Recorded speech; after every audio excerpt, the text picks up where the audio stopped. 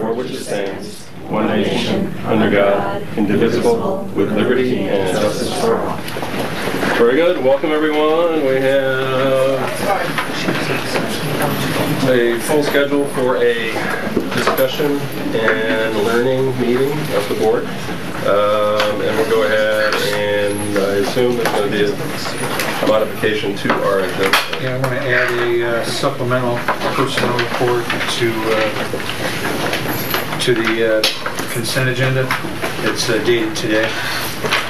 And it's just it's being passed out right now. Right, I see that one item. Yep. Is that it? Anything else? Everything else? I believe that's it. As it should be. Without objection, we'll add that, and we'll move on. And this is where we hear from the public and staff, and what does that say, Pam? Keith Thompson. Regarding?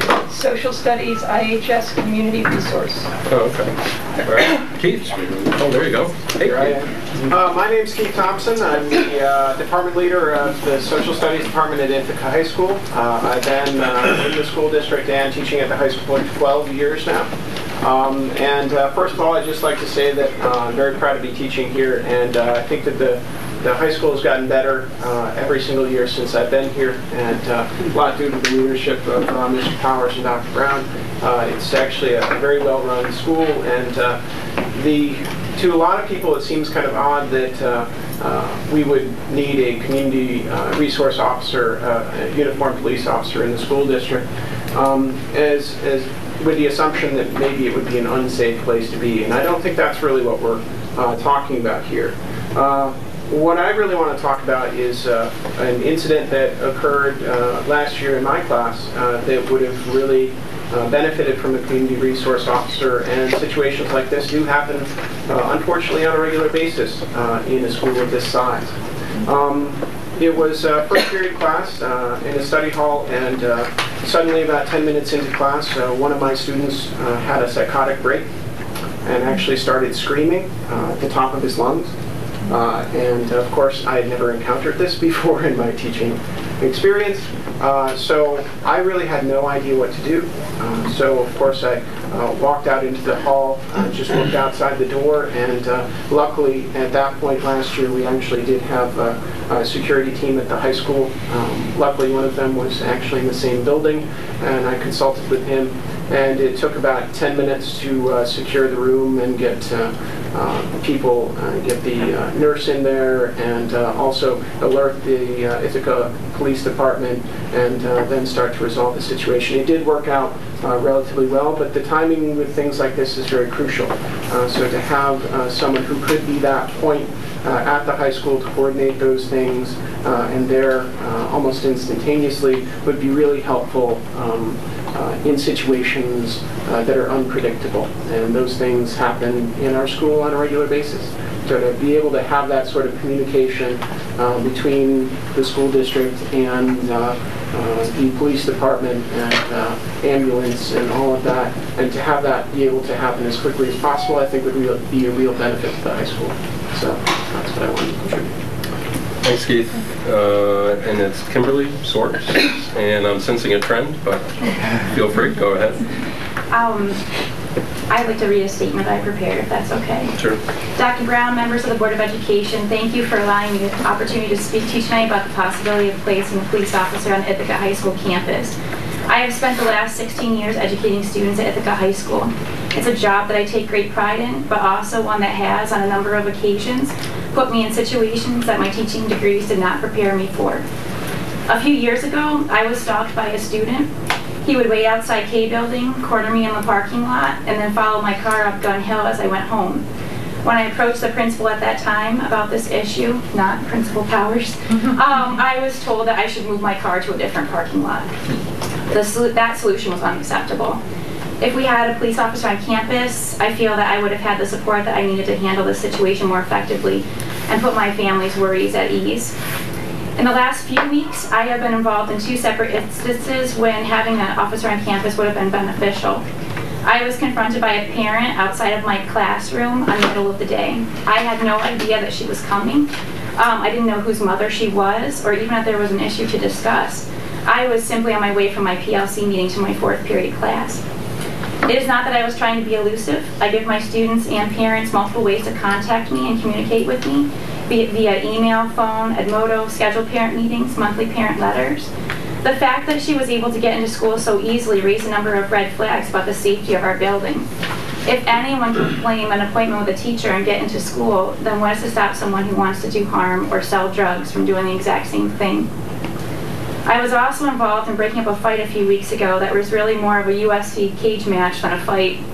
I was setting up for my 1st period class when I heard screams in the hallway. I ran outside and saw a group of girls fighting in the area between the cafeteria and G building. I alerted Mrs. Hardesty in the AP's office and she called for help. We both went to the area where the girls were fighting to try to defuse the situation. When I got to the scene, there were about 100 students watching the fight, filming it on cell phones and egging the girls on. With the exception of Mrs. Hardesty, there was not another adult in sight. A female student was grabbing the victim by the head and hair and swinging her around. At one point, the victim was close to the floor and was being punched in the face. I stepped between the girls and pulled the aggressor off of the victim. The aggressor was in a complete rage and she was not registering what I was saying to her. It wasn't until I had her away from the scene that she actually started to come back to herself. To be honest, I have never witnessed such an act of violence before and I don't wish to again. When I went home that night and told my husband what happened, he was livid. He questioned my choice to step into that situation.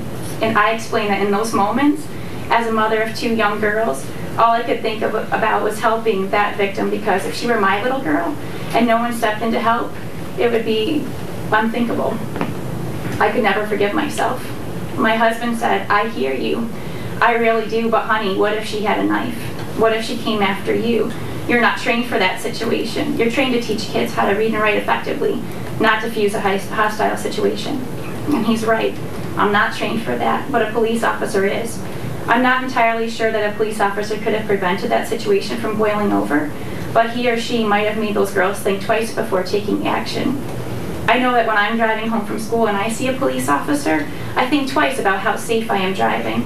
And thinking twice is something that our students are not doing. They instantly put information on Facebook, Twitter, etc. without really thinking about how that information is going to affect others. They're acting first and thinking later, and that's a recipe for disaster. Dr. Brown, I am honored to be a part of your team. I'm committed to ensuring that my students at Ithaca High School become lifelong learners who respect the views of others and always push themselves to exceed expectations. However, I need to go home and assure my team there that when I go to work that I'll be safe. Thank you. Okay, go ahead. Armin Heurig, Library. Hello, my name is Armin Garrick. I've been at the high school library for 15 years as a teacher librarian. And I'd also like to speak about the value of having a community resource officer at the high school. A couple of incidents that I want to recall. One happened last year. We had a student who was under a certain amount of emotional distress. And we had a library full of around 150 people. And there were 2 staff members in the library trying to supervise all these people, including this one child who was under emotional distress, who somehow evaded us and left campus. As soon as I found out that this student left campus, I was trying to figure out what to do, how to address this situation. And fortunately, I was able to reach Ms. Abad, and we discussed it. And Mr. Powers and Ms. Abad, I believe, got in cars and started driving around downtown looking for this student. And I bike to work, so I got on my bike and I started doing laps around Cayuga Heights and Stewart Park. And it was a very scary time because we had no idea what could have happened. And we're really fortunate that she was found maybe about an hour later. But with a resource officer, I think that things could change dramatically because there's someone you can talk to, someone you can find, someone who knows how to leave campus quickly, instantaneously, and address the situation. They have the skill set that's different than ours, and they have a certain ability to immediately assess a situation in a different way than I think the rest of us. Another incident that happened before Mr. Powers' tenure here was, well, in the middle of the afternoon, we saw police officers armed with weapons walking around campus.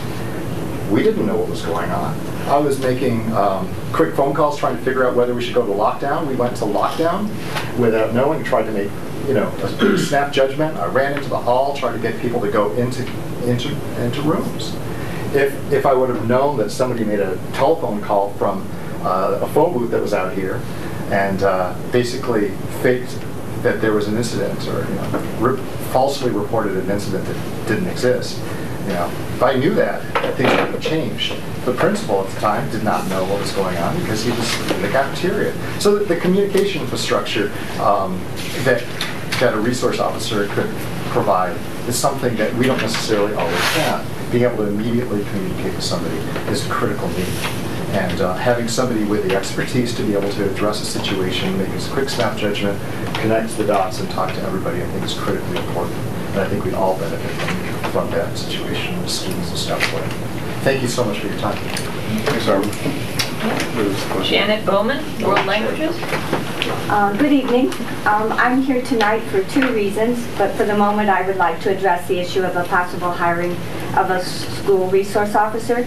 Last year, as you all know, there was a frightening and also very unsettling altercation that occurred in K building, where a student was chased through the hall, and fortunately she was definitely maneuvered into my room, which was K1, right at the opening of K1. After I quickly closed my door, and my door was locked, which was luckily locked, we tried to reassure her that she was going to be safe. And as the time passed, I nevertheless began to think, what was going on and where were the police? And I knew that the security guards would be scrambling to contain the situation, but I also know that they hadn't been necessarily hired with training to resolve violent situations. Secondly, and most importantly for me, was that they didn't have the authority to use measures that a hired school resource officer would. And so it was 10 minutes or more before I knew something was being resolved and that the police had arrived. And so it was very clear to me that had a school resource officer been present on the campus, the situation would have been dealt with much more effectively and, of course, more expediently.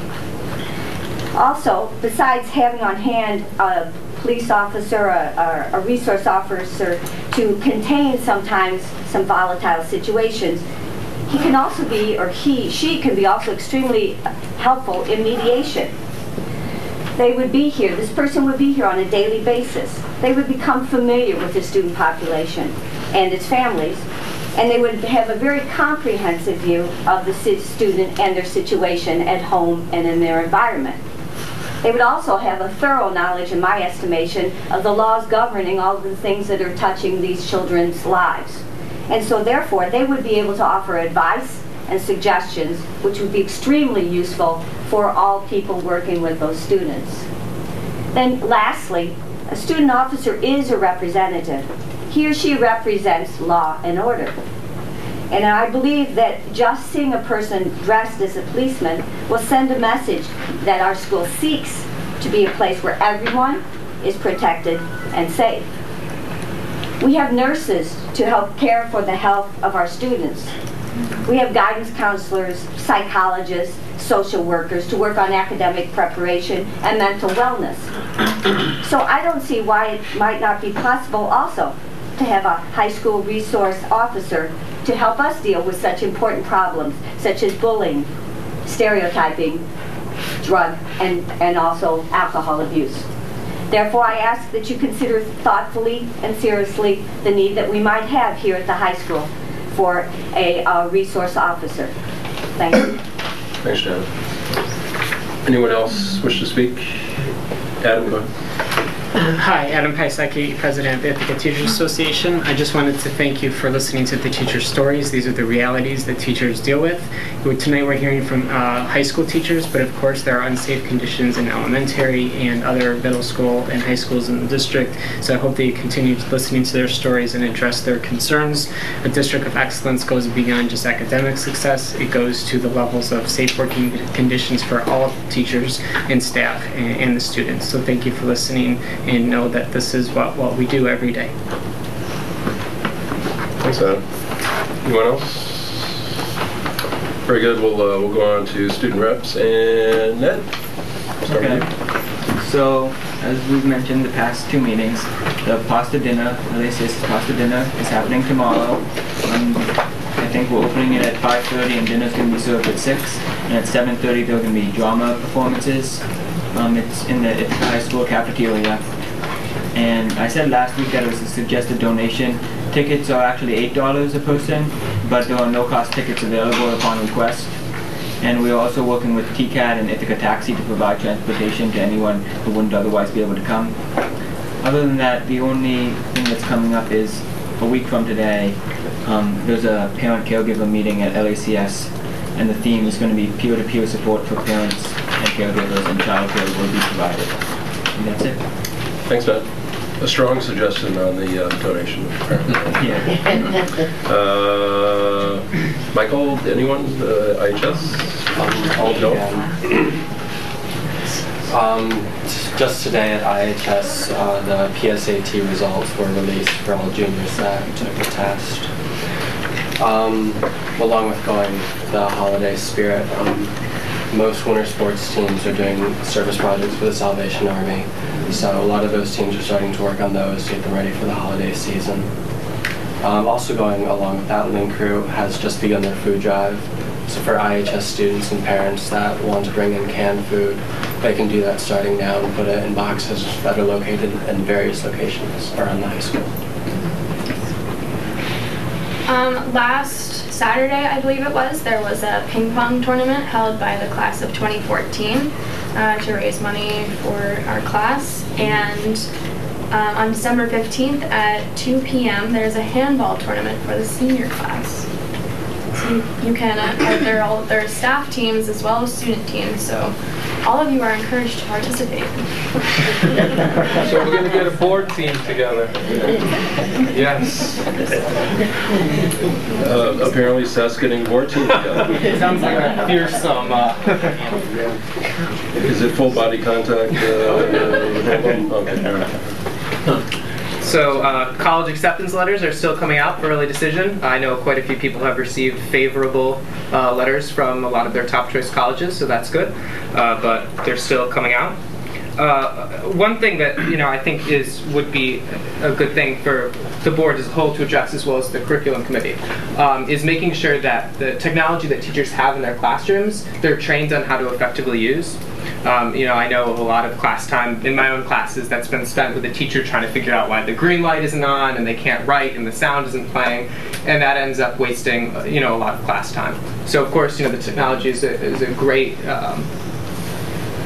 bonus to a lot of classrooms. We just need to make sure that teachers are getting the best training that they can on the technology so that they can actually use it for what it's there for. And finally, I'd just like to reiterate a lot of what people have said about the SROs from a student perspective. The incident that Mr. Hurek talked about last year, I was in a German class with actually family members of some of the board members, and we looked out the window and there were people with not just like handguns, like big, I don't know what they're called, but large weapons. And we had no idea what was going on. There wasn't a lockdown called yet because again, the administrative staff didn't know that they were there. So having that point person communicating with the IPD would have made it much clearer to the staff. 2 years ago, excuse me, would have made it slip by. Timing is everything. As you get older, you lose track of time. But yeah, so it was a scary thing, and our German teacher escorted us to a different classroom because we had no idea what was going on. So I think that some students would be sort of concerned by the presence of an armed, dressed uniformed police officer, and I think it's really important that the school works to create positive relationships between the SRO and students who might feel concerned about it. I know the school safety last year built very strong relationships with a lot of students, and I think that really positively benefited their academic experience. So not looking at them in a negative light, but as a resource, I think it can help students feel safer and more inclined to follow school policies. So I think it's just important how it's addressed, and it can be looked on positively by both students and staff. Thanks. And we will be discussing this topic later, and feel free to participate at that time as well. Board response? this point? Are we good?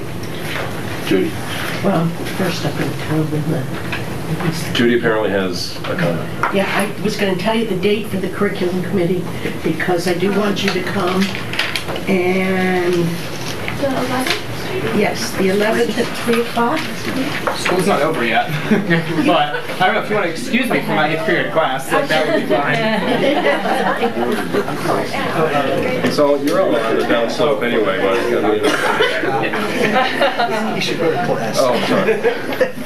This would be kind of ironic for skipping class to go to a curriculum meeting. No, that would be an excuse. Who's your 8th period class? Judy Kogan, photography.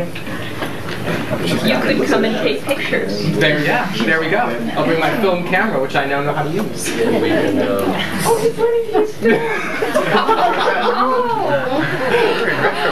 Oh, that's so historical. I feel we've lost our way a little bit, so if there's no other board responses, we will move on to the consent agenda. I'll move the consent. I second. Second by myself, very good. With the addition of the supplemental personnel. And Dr. Brown, are we going to speak to the supplemental personnel at all before? Or Ken and the superintendent. Or you can, that's fine. And just want to be clear, so any other questions regarding the consent agenda? Not a lot there. Feel good? All in favor?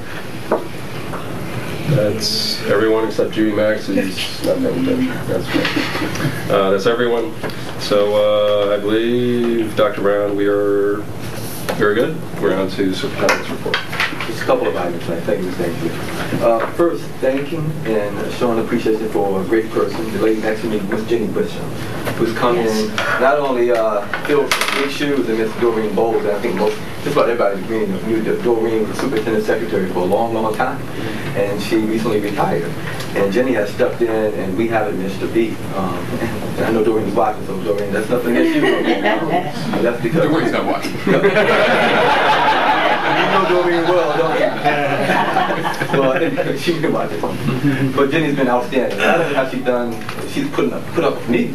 She's also put up with you too. So she's taken on the role of the Board of Education clerk for the past few months and done an outstanding job in that regard as well. So I wish to say thank you, Jenny, for what you've done. And I don't know what we'd be without you. But with that said, thank you, Jenny.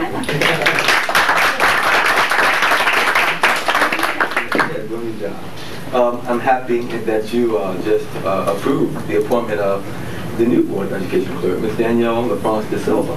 And we're excited about her candidacy, and we're now excited about her being a member of our team and another one of our thinkers here. So Danielle, welcome. And I think you've already gotten a taste of what it's going to be like to be a part of these conversations. So we're looking forward to having you here with us as well. Welcome. Thank you. One other quick item, Saturday morning, beginning at 9:30 to 11:30, there will be the Town Gown Awards, Cornell's Town Gown Awards, held in the IHS cafeteria. So I've gotten word that we as a district will be recognized by Dr. Scourton and others from Cornell for our efforts in collaborating with Cornell. And I think many other folks in the community will be recognized by Cornell University and Dr. Scourton at that time too. So the board is welcome, the public is welcome to come Saturday morning at 9:30 here in it's going to be in the cafeteria, I'm sure. With that one quick announcement. We'll talk more later. Okay, very good. Thank you, Dr. Brown. And we will move on to school district business. And item A, Janet Bauman, that's Janet's still here, I believe. But something about a trip to Paris, again, that I will not be going on. No, we weren't asked.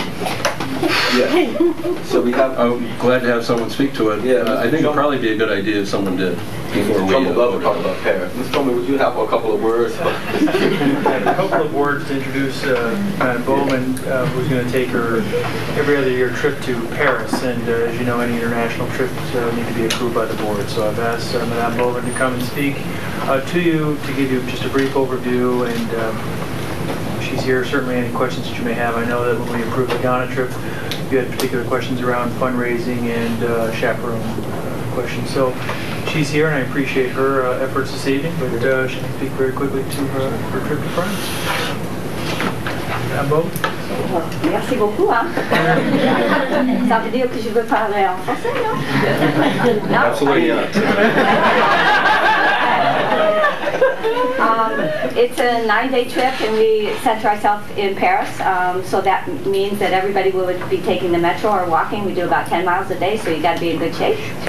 We see all of the major historical sites that there are, most of the museums, and students are housed in one hotel, so it's a central location. And we do go to the Versailles, and we go to the 2 chateaux, and then we also will get the pleasure, I've never actually been able to go to the gardens of Giverny, of course the gardens of Monet, and it should be absolutely incredible because it's going to be the first week of April, and so things in Paris should be blooming, and it should be just quite impressive. The students, when they're there, we have a courier that stays with us. She is French. And so she is the person that gets us to everywhere we need, and she is also the person that, of course, can get us there very quickly because she knows Paris extremely well. And then we also have, since there's 25 students going, there will be 4 chaperones, and they will have therefore 6 students with them, and they're in charge of their small group. I ask my students I only speak French to my students, okay? Some of my chaperones do not speak French, but I will only be speaking French to them. And in the last trip, I did make my students give an oral presentation while we were in Paris in front of certain monuments so that they had prepared. And this time around, I'm going to be doing that, but I'm also going to be doing something else, going to be more spontaneous. I'm going to make them come with me and talk about different things, and I'm going to keep a running log of what they say. So therefore, in my mind, it's an extremely good way for them to practice and use their French. And I do think that they do get a lot out of it because they'll come back and say, I tried, I did it, they understood what I said, you know, or they come back and say, they didn't understand what I said, I'm so disappointed. But then they say they go out again and try again, and so that to me seems that they're willing to take the risk. And anytime you're in a foreign country and willing to take the risk, I think that's an incredible challenge and shows something about the students. So I'm sorry I can't invite all of you to come with. That would be lovely, but that's not the way it works. We appreciate that. We will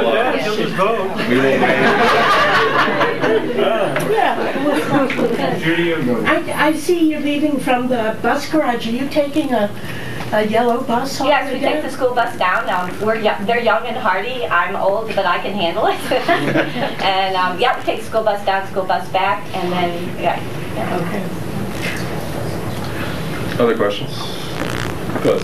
Yeah, it sounds like one of the purposes of this trip is to have the students who are studying French actually immerse themselves in the French culture and have that type of experience.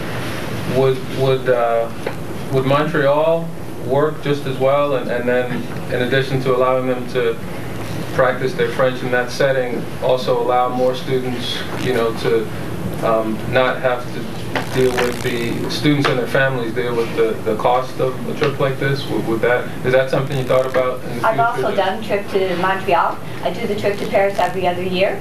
So I have done trips to Montreal. Does that work well in doing? It's the problem that I found in Montreal. Montreal is probably one of the few cities that is totally bilingual, in the sense that if you go there, if you are English or American, they immediately speak English to you, and it's many of them are very reluctant to speak French too because they know that most everybody else in Montreal is bilingual. You would have to go to Quebec, which is a little bit farther out, in order to get the experience. I know that Montreal has some wonderful historical value.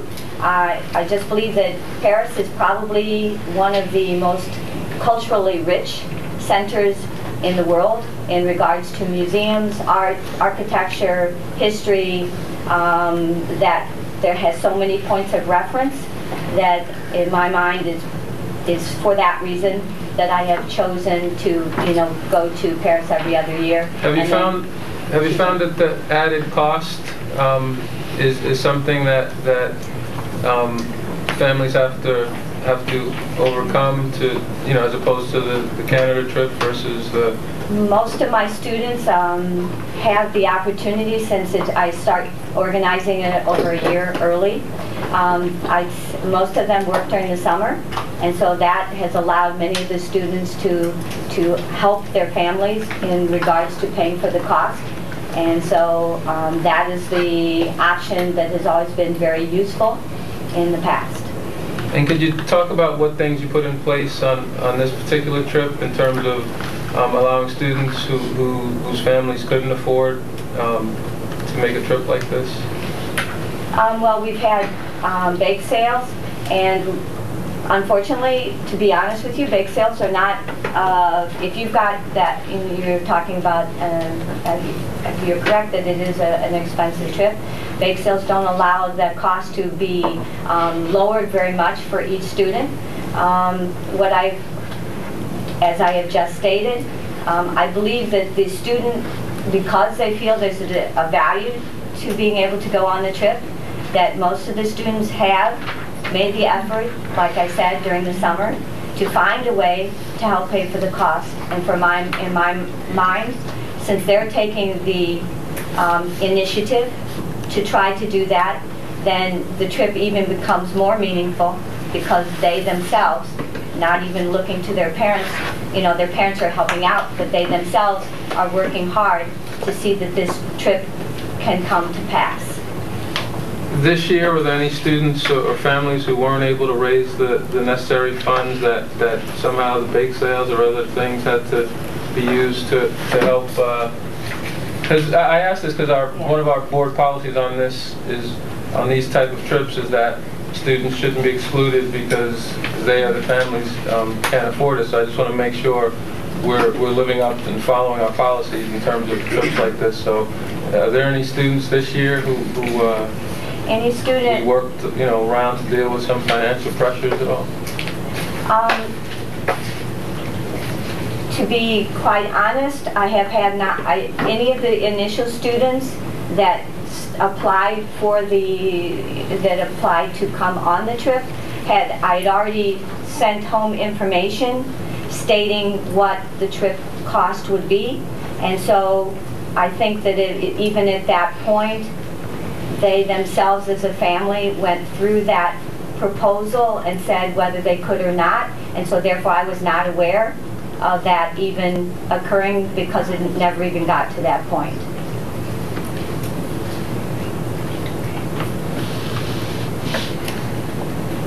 Anything else, Seth? No, I was just, I'm supportive of these trips. I didn't want you to, I just want to follow our board policy. Well, right, to Seth's point, I think it's, you know, a family looks at it and would self-select out before really even considering that's just not possible. So obviously we want to encourage scholarships to be given to One of the other things Jared, is that the high school sponsors the buses, which is why Judy said you're taking a yellow bus. So we the school try to defray the cost of the trip as much as we can, doing things the district can provide in terms of resources. So the bus there and back is pretty pricey because you need 2 drivers for a certain amount of driving distance, and we try to defray that cost for families. So where we can save money, we do. Try to keep the cost. What about the add-ons? Are you doing the add-ons, or is that? No, we are not doing the add-ons. It is so jam-packed that that we normally don't get home, or not home, but we don't get back to the hotel till almost 9 o'clock, and we leave normally about 9 in the morning. And so there is so much to see that I mean, Malcy went with me a couple of years ago, and I don't believe that anybody felt that there was any time that we weren't being able to really get the best and the most out of our entire trip. No trips to the moon on Route.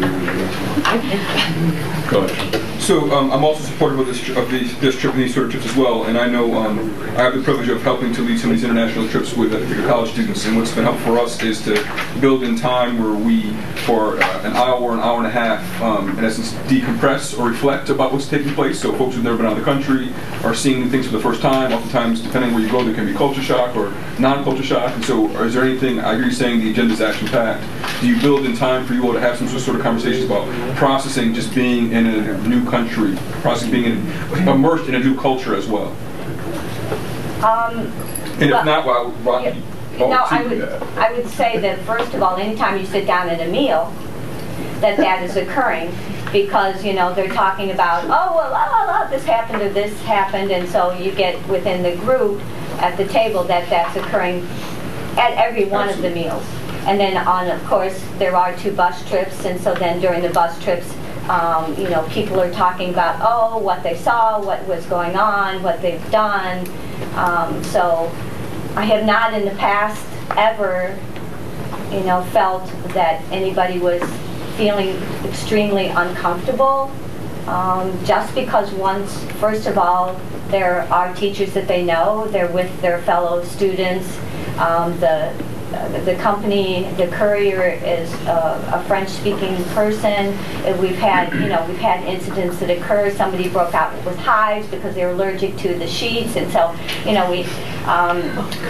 we're able to get that person to a medical center extremely quickly. We took care of it. So the courier knows exactly what needs to be done in any of those situations. So up to the present time, and knock on wood, that hasn't been a problem. Yeah, and I guess my question was not necessarily sort of be that we're sort of doing triage when folks are finding themselves in the host country, but much more importantly to be very intentional about how we're helping them process these experiences. Right. We're going primarily for educational reasons, right? And so one of the ways in which that education takes place is by helping them frame their experience as well.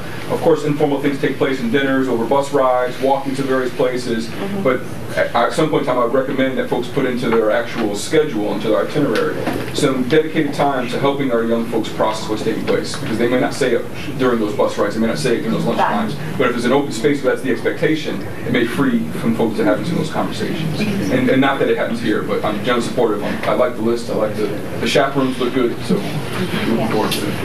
Thank you. Go ahead. And I would just like to add my thanks as a parent and board member for the teachers who put in this tremendous amount of time and dedication to take kids on these trips. I mean, we all say, 9 days in Paris would be wonderful. How many of us really would chaperone a trip like that? You've been doing this for years. Miss Gray did a wonderful trip to Costa Rica. Miss Little is spearheading the Ghana trip. There's the German exchange. These and lots of things happened at LACS that I only heard about since I got on the board because I get to vote on it, but it really is a tremendous amount of dedication. You're taking yourselves away from your lives and your families. You're using your vacations to take our kids, the kids of our district, and give them these wonderful, often once-in-a-lifetime experiences, and thank you all. Eldridge doing a trip to the South Bronx in June. It's a hip-hop tour. It's not an international trip, so we don't have to vote on that. So not international. It's not, but it might as well. But to that point, and Mr. Trumbull mentioned it, this is a voting item, so we do need to vote on this. So I move that we approve the trip to Paris this spring. Second. Talking about Pat, all in favor? That's, I assume everyone. It is everyone. And thank you. You're good to go. Yeah, thank you, George. Merci. I took German, so and I didn't go on the German trip. So there's resentments that just, I mean, it's just, what can I do? And on to the BOCE's resolution. I'll move the item 5B is presented in the agenda. Second by Pat. There's 4 whereases and 1 be it resolved. Basically, the representative from Trimsburg, Jay, if I'm not mistaken, stepped down. Douglas Ann Land, who's very active, is going to step in until June, or 6 months. 6 months, but Douglas is stepping in. So that's certainly no issues there. So any questions? We had it. We moved it, seconded it, all in favor? That's everyone. So on and on to Is that a policy? Yes, it is. So on to policy 4750, retention of students. Policy 4750, retention of students, is a new policy that we're considering. This is in conversation with Dr. Landau and his team of principals, that we're coming upon the time of year where we start having conversations about when and or how is it appropriate to retain students. Dr. Landau did some excellent research. We found out in the last academic year we only, and that's my language, we only retained 18 students at the elementary school level. I thought that was significantly lower than I was anticipating, and from just aggregating some of the data, there appeared to be absolutely no pattern. In other words, there was no pattern by race, there was no pattern by economic status, there was no pattern by gender for the most part. That it seemed to be that we were, without question, taking each individual situation and child into account and making determinations based upon the best needs for that child. With that being said, we also had no set process in the district of how these decisions should be made, and in particular who the quote-unquote final authority rests with. And so we wanted to articulate a policy that first made it clear that while we are a district that will, in rare cases, retain students, that retention was an intervention of last resort, that our assumption was that we'd be taking all practical measures not to retain students, putting in academic programs and interventions, but that if there was a need to retain a student, that would be done first, that the parents would be notified promptly. And we struggled with that word promptly, if that's a proper qualifying term, but we wanted to find some way that gave districts and building principals and classroom teachers flexibility of time, because sometimes these things happen quickly, but also made sure we protected the parents' right to be intimately involved in the process from the get-go, that there would be a consensus process, and that if there wasn't consensus to be reached, that the decision of the principal would be final. And while it's not stated in the policy, bless you, board members probably know that any decision that any principal makes, and to the community as well, can always be appealed, first to the superintendent and or his or her designee, and then if they still are not satisfied, ultimately to the board. And so these decisions can always be appealed, so it's not stated in the process. How come that's not stated? Shouldn't that be? It can be, but we state there's another policy which clearly states what the appeal process is, and so we're debating whether or not this is notions of being redundant, or is it, we can always add it as well. That was the conversation. We add language, was follow appeal policy as listed in. So what I hear in that is that you're going to craft some language and forward it to me, and we'll add it to the policy. Are we voting on this tonight? First reading. First reading. Yeah. First reading. Sean, did you say 18 children were retained? Was that from elementary to middle school, or was that throughout? Only elementary, right? 1 through 5? K through 5. K through 5. Yeah. So that's K through 5 in 8 schools? Yeah. 18 kids? Yeah. And this retention policy is for all grades? We had that conversation as well. We had both Dr. Landau and Mr. Trumbull in the room talking about what does the retention look like at the secondary level. It's not, if not saying it's not doesn't happen, but if I'm not mistaken, Mr. Trumbull, you said that you had 1 student in 10 years? Or were you? Yeah, it was less than a handful in last year, and frankly, retention at the secondary level is a course-by-course piece, so it's not necessarily grade retention once you go grade 9. And we thought that we would write a policy that was flexible enough that would still cover secondary and elementary schools. So the language does not specify one way or the other. True. We're trying our new policy writing skills, writing flexible policies that still give enough guidance. Go ahead, Chris. Would we change promptly to timely manner or some? I think the policy committee is open to any and all language. We sat around. I mean, it's all subject to interpretation. And I think our discussion was, should we use promptly or should we assign a number of days? And so we just went with promptly. And left it murky. Well, we had some conversation with Mr. Piasecki as well, talking about the ways in which this process happens for some folks. Sometimes determination isn't known until the end of the school year, or there's questions, right? Our goal is to try to avoid that at all points of cost, right? If a teacher has any indication that there may be the possibility of retention, to begin that process now, to start having those conversations, as opposed to waiting to the last month, the last week of school. So we didn't know how best to capture that. We didn't want to make it time-bound or date-bound. We also have a number of students sometimes who move into our district near the end of the school year. And if we set a date, what does that mean for, you've only had the child for 3 or 4 weeks and now determining that their skill level may not be up to where we want it to be. So we're trying to find a policy that incorporated all those possible scenarios without being very specific about each one. That was the idea behind it. So we're happy to wordsmith promptly to timely manner, or I think the idea is we wanted to make sure that we communicated the intent to our building principals, to our classroom teachers, to families, to community members, that our expectation is that retention would be an intervention of last resort, and that there would be a team consensus process if and when we're ever going to retain a student. Other questions, comments? So, table that was the first reading. Fantastic. And board members can send any language that you want to add to it, including notions of appeal. Jenny, I assume that this is in the public Dropbox, so folks can take a look at it as well. Yes, sir. Great. Next policy, 6252, idling of school buses. This is in regards to some of the, if I'm not mistaken, NYSERDA expectations for us to qualify with energy efficiency, and we are passing a policy that in essence is saying that our school buses will not be idling while stopped. They will return the buses off unless there are 3 different scenarios. One is to operate wheelchair lifts. Some of our buses need to be running to operate wheelchair lifts. As we know, we definitely live in upstate New York. While summers have not, or winters have not been bad, doesn't mean that we won't get some cold days, so we want to make sure we have the possibility of keeping the buses running to maintain appropriate temperature and for mechanical work. And the idea would be that otherwise that we would try our best to have our buses and our bus drivers not idle their buses. This has gone through Jim Ellis. He's seen it and has given it his okay as well. Anyone aware of the practical, what do we do now?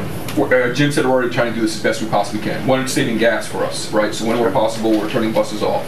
So I would think when they, Jared, how many buses are at the high school? Are there? Over 20. Right, there's over 20 buses waiting, so they're going to be off, I would think. Most of the time they're off. Yeah, okay. That may change come winter time, right? We would expect, right? But this just is going to try to put some put policy in place. That's what we do. All right. That's what some of us do, Rob. We put policy in place. I'm speaking great of the board as a greater whole. The royal we. The royal we, and hey, I went to a policy committee meeting once. It was fascinating. We got to do something to change this whole perception of policy. You mean the reality?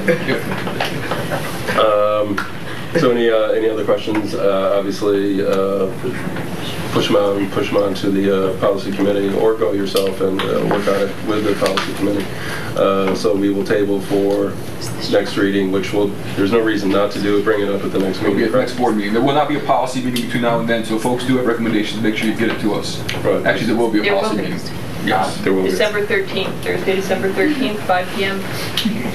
Thank you, Pat. There's a policy party. Come join us. The policy holiday party. Is there a policy on that? We're going to work on it now. You said it. Yeah. This is getting out of hand.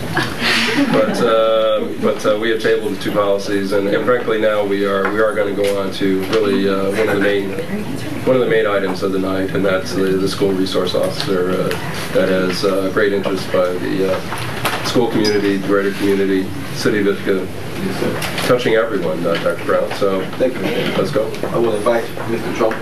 And I believe he has some friends who will be looking to share some information. Tonight, this is an informational item for the board. Not a vote? Not a vote. And we'll explain why as part of the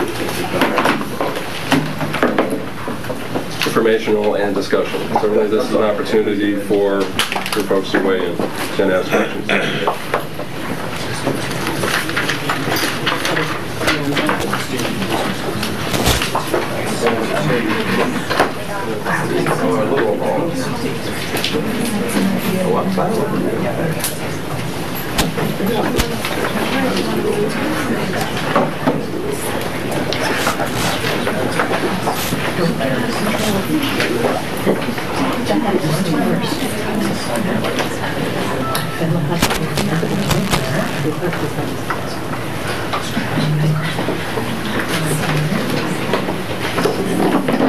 And Dr. Brown, to add to the learning opportunity, we could do this in French. We could try. There's not much there. I don't know how far we get. So Jared, I was killing time a bit, but it looks like you're up. So good evening, everyone. We wanted to spend some time continuing the discussion that we began back in August with you around school safety and talk about a school resource officer and potential contracted services at the high school. When we think about school safety in buildings, when we think about education, I think we've said it in a number of public forums already that the high school really is a transformed place. You walk down the halls, it's quiet, kids are in class, teachers are teaching, students are focused on that. Now that being said, in an area with 1,600 students, over 100 staff members, over 100 doors, lockdown drills, lockdown realities, as you've heard in the past, there are some threshold things that may be crossed, and the school resource officer can help the Ithaca High School leadership team cross those in a safe way, and he can help maintain a safe environment. When we talk about school resource officers, we're talking about changing the relationship many times between young people and police officers, and that's what we're intending on doing. We're looking at highly relational activities. We're talking about school resource officers getting to know students in the cafeteria, working with them. Oftentimes when you read the research about school resource officers, you see a quick spike in the amount of incidents that are turned into the school leadership team, only because you almost instinctively see a sense of trust. That's what we're looking for here. We're looking to open up our community because Ithaca High School is a large portion of our community. Where else in Ithaca, New York, or where else in Ithaca would you have a congregation of almost 1,800 people and not have some sort of police presence to one degree or another? So we're looking for a school resource officer to be a component part of the Ithaca High School leadership team and to help develop and accentuate the relationships with our children. So to continue the conversation we began back in August, Mr. Powers has some data that he'd like to share with us. Talk very specifically about what the interactions would potentially look like between his leadership team and a potential school resource officer. And we'll entertain any questions that you have from there. So, good evening, and thank you for having me here. I really think this evening is an opportunity for us to begin a dialogue about the safety of the students and staff on campus. And I want to tell you before we begin that Ithaca High School is a pretty safe place to be. Every day students come to learn. We are not a persistently violent or dangerous school by any means or mechanism. Referrals are actually down 40%. Class cutting is down 90% this year. Kids are doing the right things, and so are our adults. But this is about a larger topic that impacts our community, impacts our students, and impacts our staff in ways that you heard a little bit this evening. It was interesting, through the Dropbox, teachers are following what the board does, right? They now see the agendas, it's on the website, and when they saw the resource officer was up, they came and said, well, can I come and tell my story? And I was like, sure, please come in and tell your story. I would like to kind of add a little bit more of an outline to the story, so you kind of more clear picture about what it is that happens at Ithaca High School and how some of these instances come into being. So the first question I kind of thought was, what are some of the reasons why this position is necessary, right? What are some of the challenges that we kind of face every day at Ithaca High School that cause us to kind of think differently about how we need to keep things safe now as opposed to even just 3 or 4 years ago? One of the major ones is social media, right? And the way in which social media is used and really valued by our students as a means of communication. So when you think about social media, you can do a heck of a lot. You can bully, you can harass, you can find out a homework assignment, right? You can engage with someone, what I missed in school today. At the same time, you could set up a drug deal or organize a fight. I'll meet you after school at such and such a place, be there. And it exists in a way that has never really existed before in schools, right? It occurs outside of, I'm going to pass you in the hall and let you know. It occurs in a place that could be 2 o'clock in the morning in someone's bedroom on a computer screen. And then somehow that comes into being at the high school, right? It interacts and interfaces with some way in the high school. Sometimes the instances that are set up via social media have nothing to do with the high school at all, right? The situation is set up, it occurs off campus, we never really interface with it. Sometimes a student is so upset, so hurt, so demoralized that they can't come to school. They don't feel safe being here because the person who is saying these things about them or attempting to fight them or attempting to pressure them into an unsafe situation is also present at the school. And that's where it creates a real kind of opportunity for dialogue, right? For us to kind of bring people together to talk to kids about responsible decision making and choices. And 9 times out of 10 it plays out that way. It's in the 10th time where something is set up on social media and we don't know about it, right? And that creates a situation that is difficult for us sometimes to solve, right? And that creates some real concerns for us. Drugs and alcohol are present in our building. To deny that, I think, is doing us all as a community a tremendous disservice. There is a drug acceptance to some degree amongst a large swath of our students where marijuana, whether it's laced or not, is readily available. That is a concern to us as a school. What we find is that students will sometimes ingest substances that they don't know what they're laced with. And then they will only find out a half an hour, 2 hours later that they're in medical distress. We have had kids who've ingested substances and been left by their friends in a park, and then we know they're not present for class, and there they are, right? Having some sort of reaction to it. We have kids who have come to campus high and have ended up in my office throwing books around because they cannot control what it is that they're doing. We've had kids in classrooms licking windows. We've had kids in classrooms having psychotic breaks that Mr. Thompson referred to. The kids do not know what they're ingesting. It's not just regular pot. It's pot plus. And that creates some real concerns for us in terms of medical emergencies. I can tell you that Ms. Little, myself, Ms. About, all last year each rode in ambulances individually on separate occasions to take kids to Cuba Medical to have them evaluated and have them taken care of by medical professionals. So that's a concern, and that's real. And that's part of our story. Safe routes to school. One of the most common phone calls I get is, Mr. Powers, what are you going to do about the bridge? Right? And the parents from Fall Creek call all the time. And I say, you know, I really would like to help you, but you know, the bridge is city property. It doesn't really belong to the school, and not every one of the kids on the bridge is an Ithaca High School student.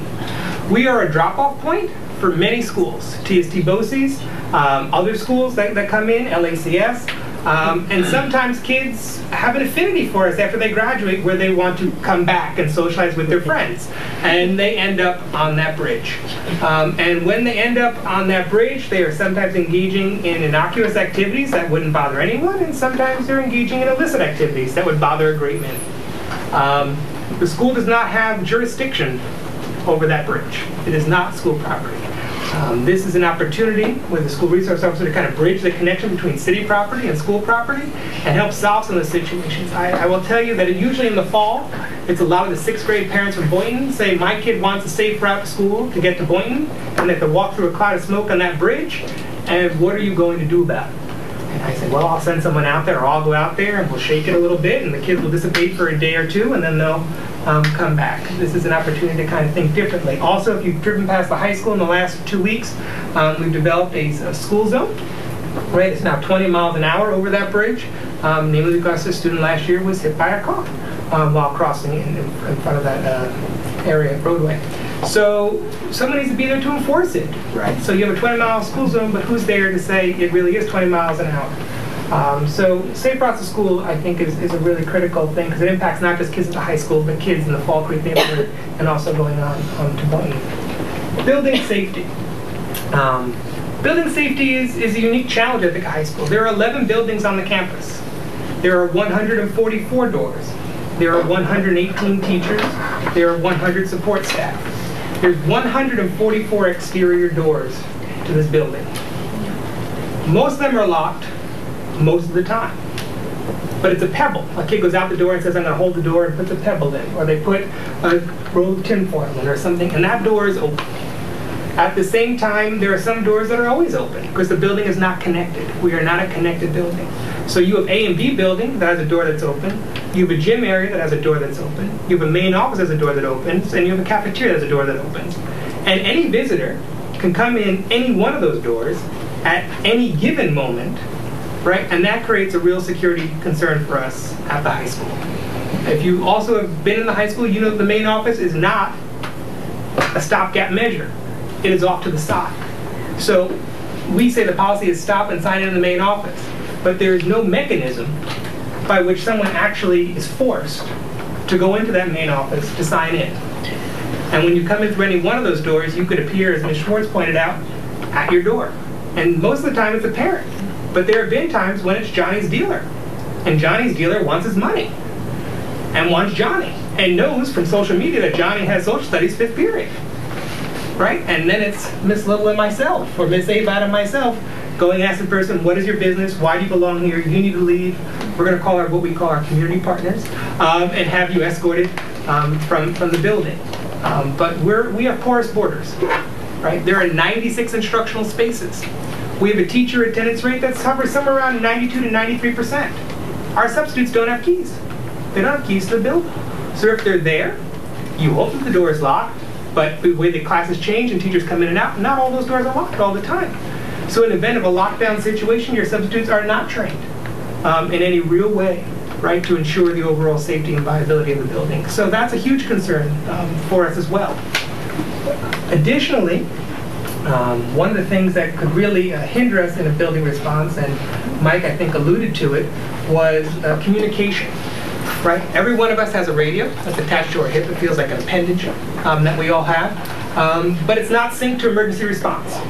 Right? We are not synced to the police on that. We are not synced to the fire department on that. And if you've ever been to Ithaca High School, on the first day of school, the 9th graders come, before there was link crew, that's what the police department is when it responds to our school.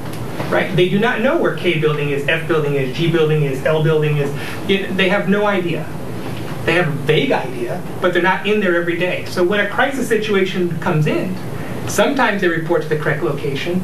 Most of the times they don't, because they don't know.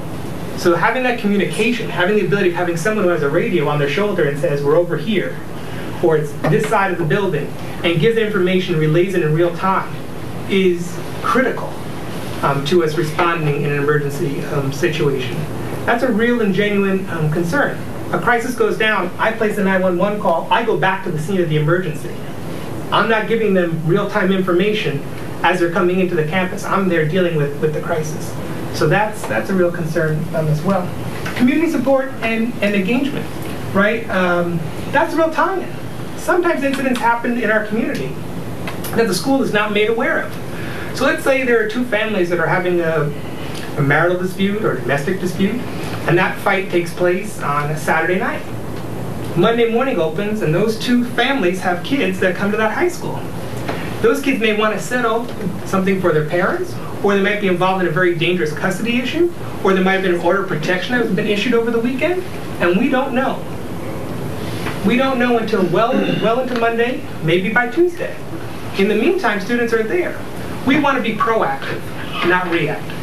We want to have information in real time so we can support our students who might be going through a difficult circumstance at home, who might have been placed in a foster agency over the weekend.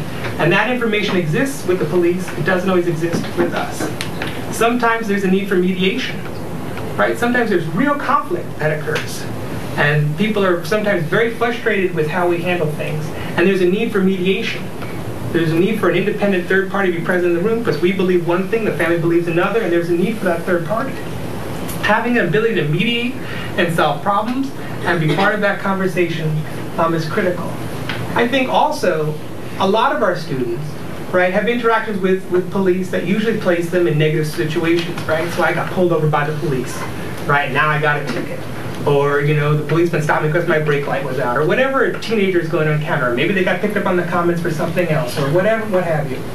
We want kids to have positive interactions with police as well because they are part of our community, right? They are part of who we are in Ithaca. And we want kids to kind of feel a sense of trust, to build a sense of agency and rapport with them, so that if there's a crisis, if there's saying that they're uncomfortable reporting to, let's say, one of us, they might be more comfortable reporting to a policeman, or they might feel more comfortable coming to school because they know that a policeman is there. And we do have students who have school avoidance issues and emergency response, I think I've talked about already. So I want to talk a little bit about some data, just to give you some quick oversight.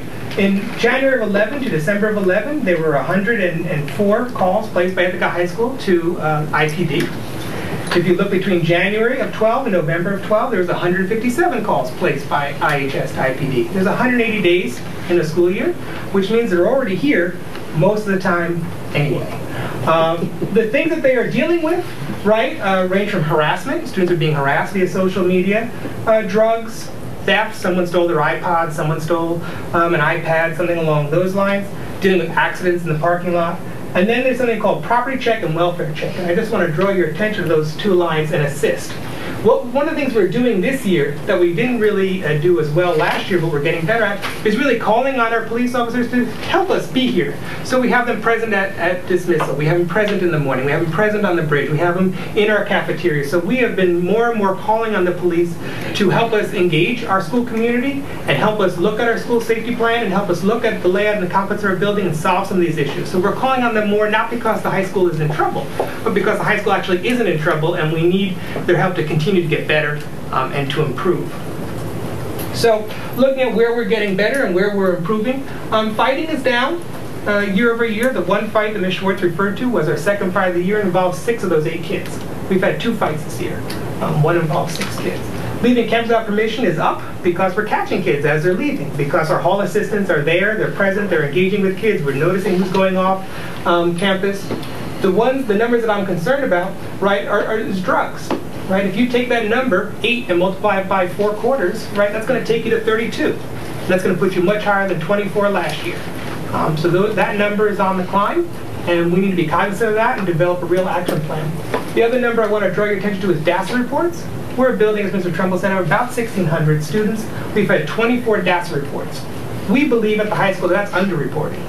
Right, we believe that's grossly underreported. So we need to figure out different ways and different avenues to engage kids in conversations about reporting and letting us know what's going on so we can help them feel a sense of safety and belonging in our building. So what would a school resource officer do in the high school? They'd work with us to help us improve our school safety plan and help our practices so we can deal with internal and external threats to school safety. They'd engage our students in dialogue about bullying, drug use, social media, and situations that impact the lives of our kids every day. They'd be a first responder in medical emergencies, help us enforce the school zone with the bridge, help us with orders of protection. They provide an increased presence in the building when situations happen that have to be seized by school. So sometimes we seize drugs. And when we seize drugs, we give it over to IPD. When we say, can you test this for us and tell us whether or not it really is drugs?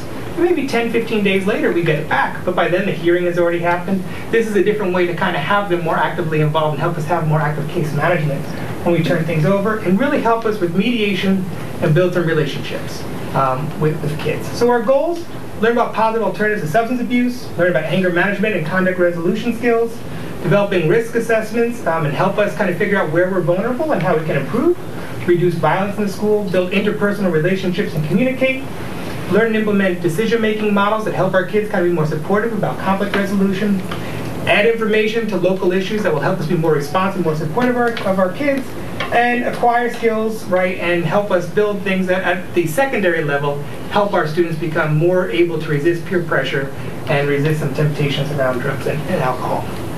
So that's some of the rationale and reasoning that went into this decision to bring this before you this evening, and that's where we are.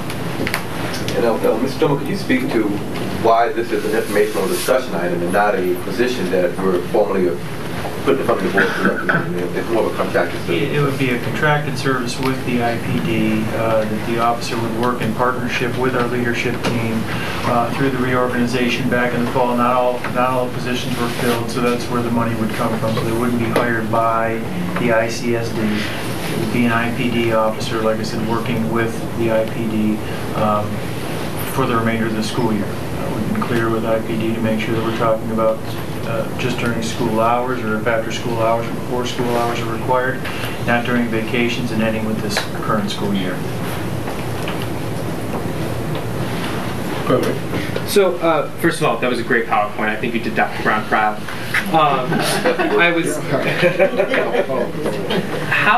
How would the officer be chosen from within the IPD? Would that be in partnership with school leadership or just their decision? And secondly, would that person receive any specific training with regards to how to deal with students, school situations, and things that would specifically be relevant to IHS?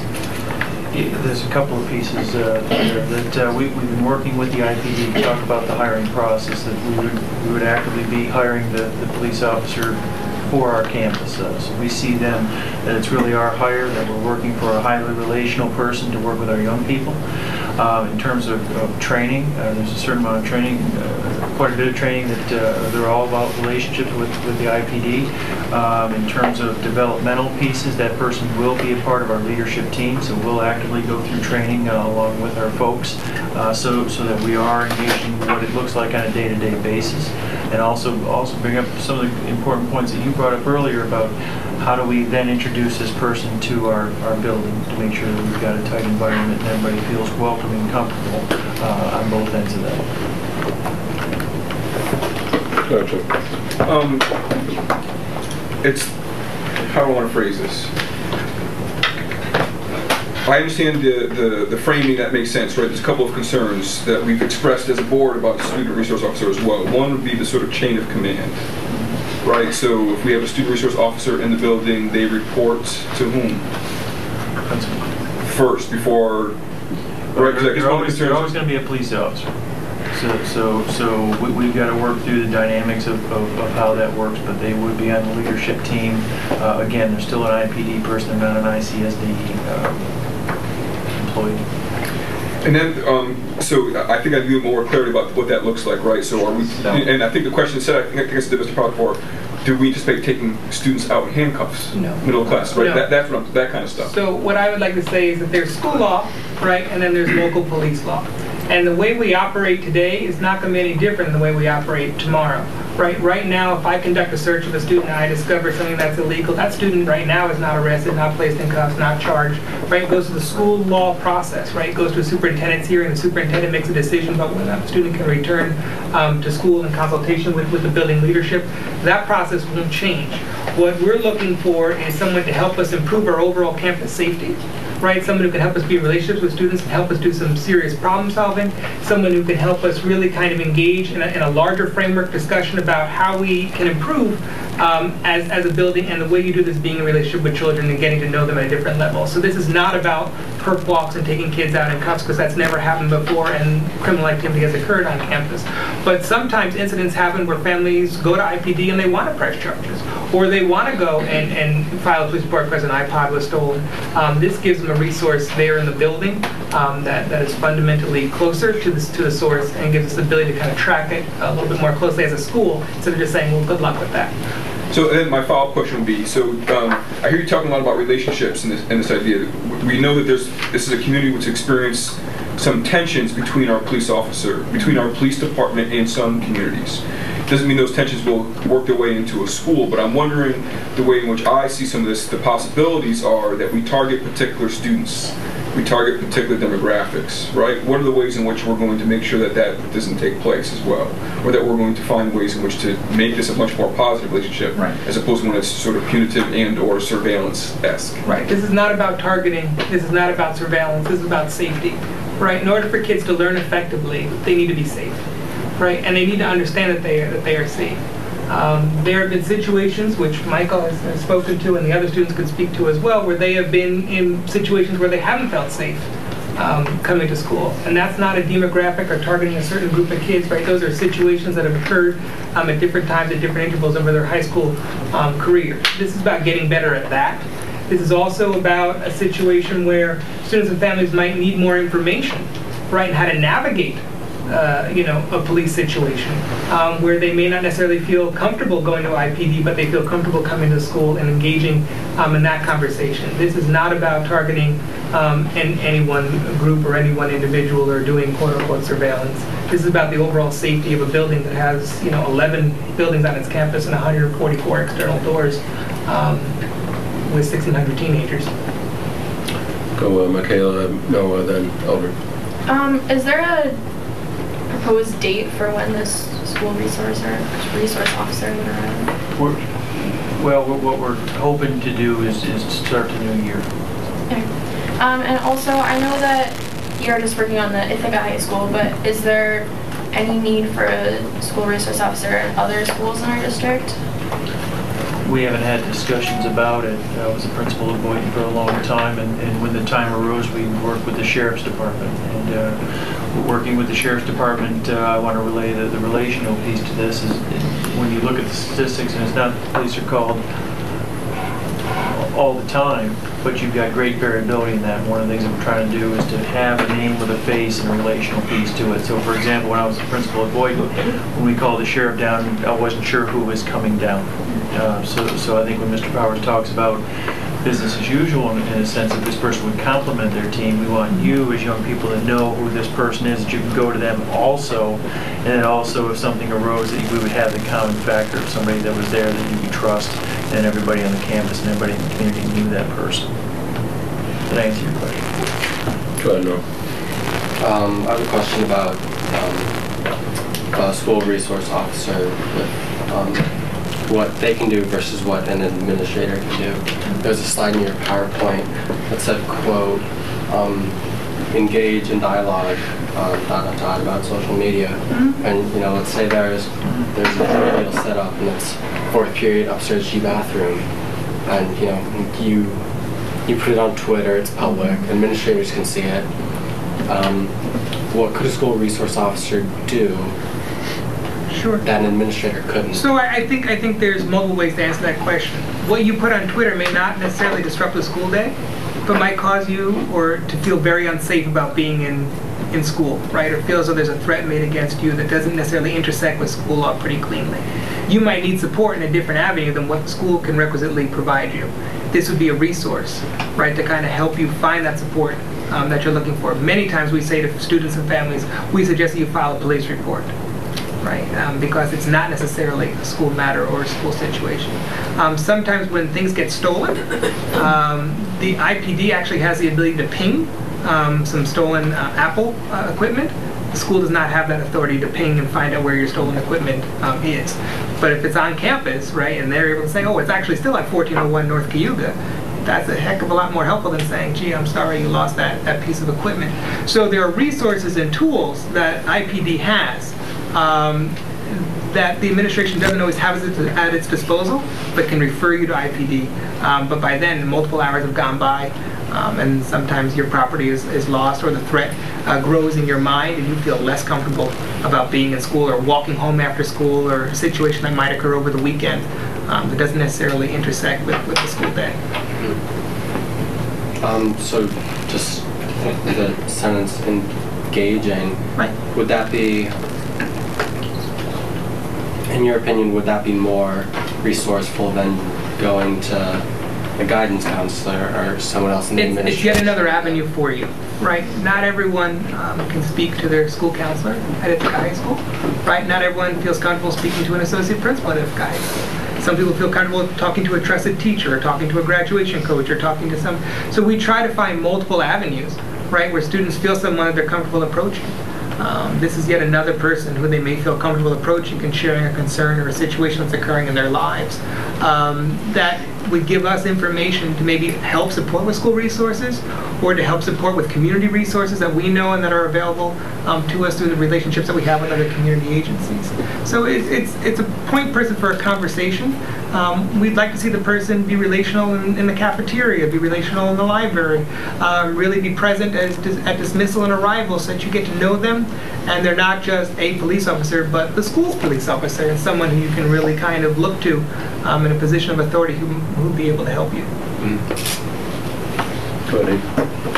A couple of questions, and I think I'm going to actually, if I repeat some things Matt Noah said, bear with me. So I think I'm going to ask them slightly differently. So the first question I want to address is going back to this issue between school discipline and the penal law.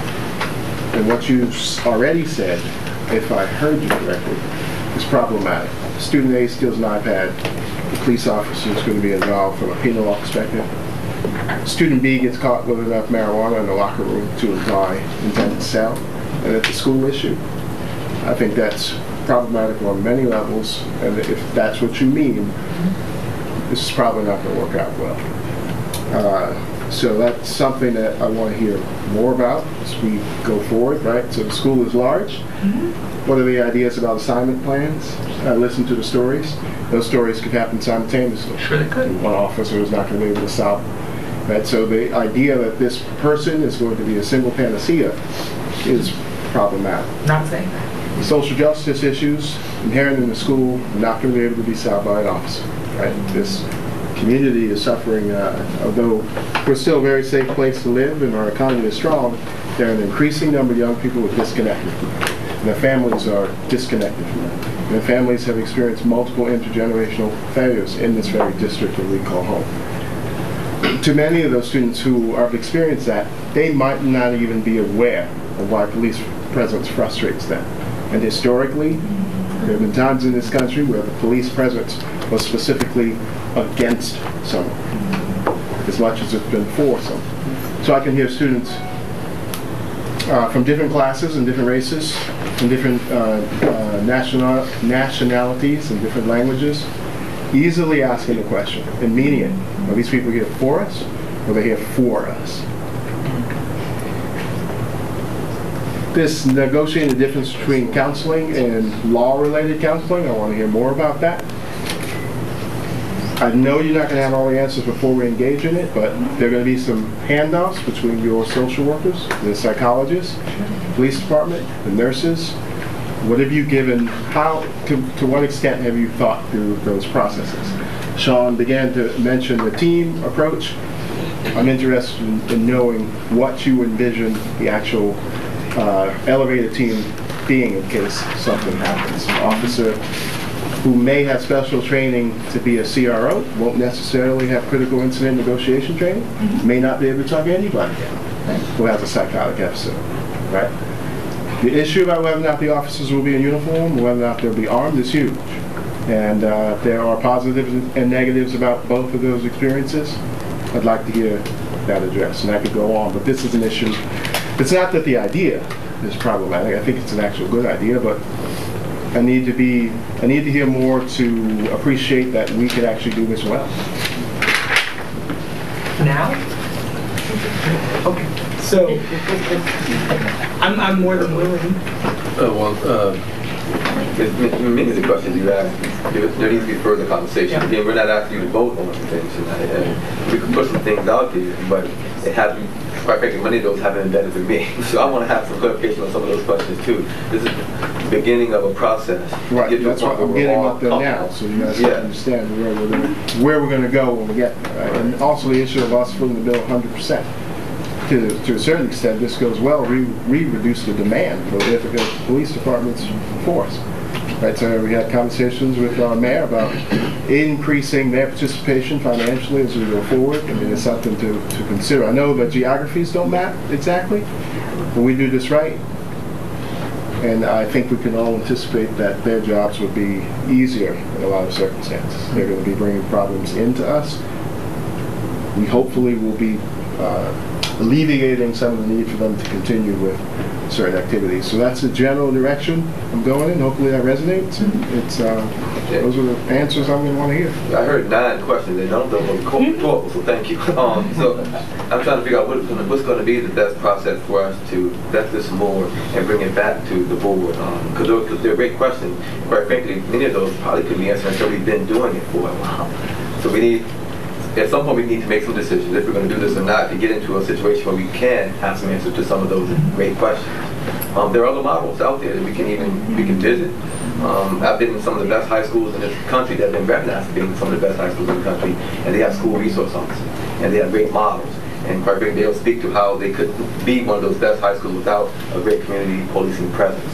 So if we're serious about this and we have questions out there that they're as deep as that, we need to maybe do some visits, bring some other folks in, and continue this conversation. But we can't answer them tonight. To my colleague's point, you mentioned my interest in hip-hop. I was actually just listening to a song today in which the rapper said, "Follow."